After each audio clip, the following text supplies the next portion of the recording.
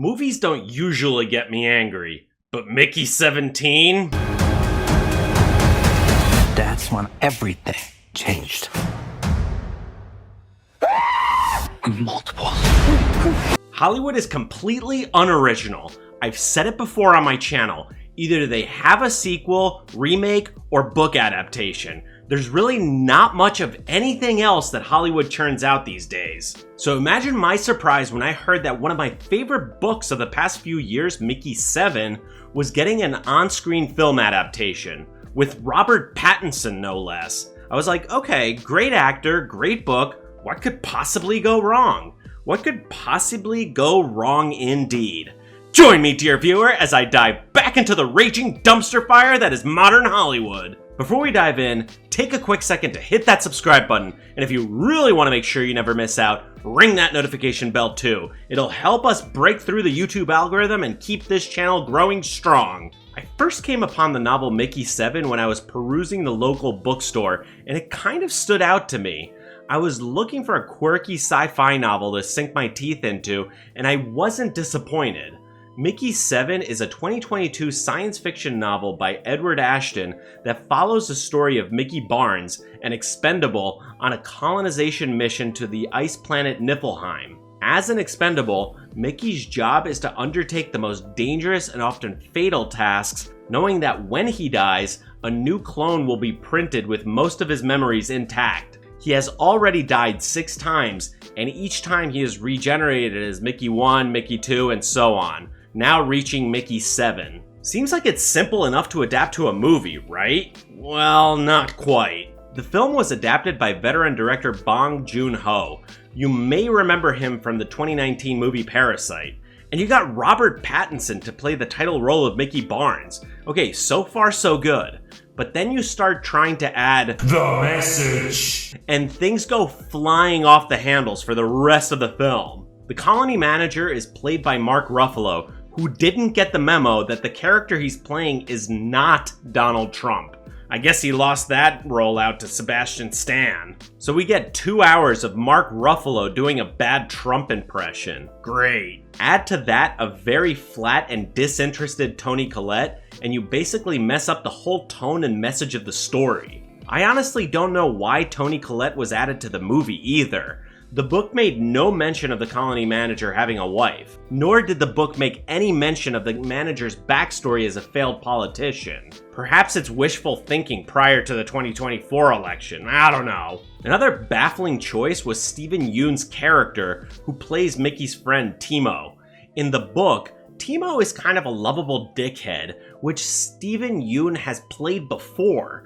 But in the movie, he's pretty much self-interested and doesn't really care for others, almost to a malicious level. I think the problem here is the direction, though. The director makes him out to be this huge asshole with some sort of mafia tie, which is what leads him to get on the colony ship, which is a baffling change from the novel. In fact, the whole reason for Mickey wanting to leave was about not having any opportunities or a future on Midgard. And that's another major difference from the book. The book doesn't start on Earth, and it doesn't start in the 21st century. In fact, it's well after humans have mastered interstellar travel. So with all these differences, did the movie get anything right?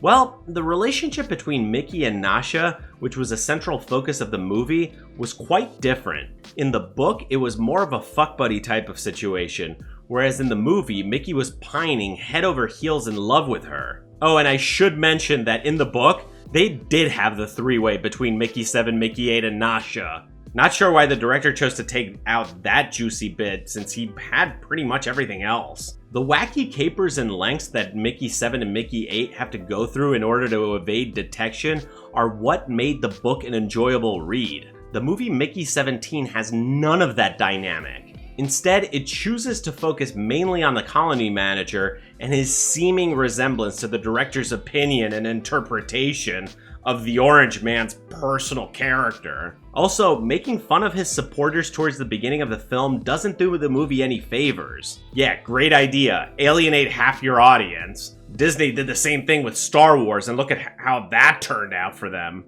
One bright spot, though, was Robert Pattinson. This dude can absolutely act and give a spin on each iteration of the characters 17 and 18. Likewise, Naomi Ackie did a phenomenal job as Mickey's love interest Nasha. She captured the essence of the character and the story the best out of anyone else in the cast. It seems that the both of them actually read the book, unlike the director and Mark Ruffalo. To be honest, Mark Ruffalo has gotten on my last nerve. His entire aura as a person is just so beta and weak that it translates into every single role he plays. I could kind of tolerate him as Bruce Banner the Hulk in the Marvel movies to an extent, but I always find him to be a whiny little bitch. Edward Norton was the definitive Incredible Hulk in my opinion. And now Ruffalo has ruined yet another character in the movie Mickey 17 by adding in his personal politics instead of focusing on portraying what otherwise was a bland character from the book. The colony manager was more like a school principal rather than a Trumpian figure. It's not all about you, Mark.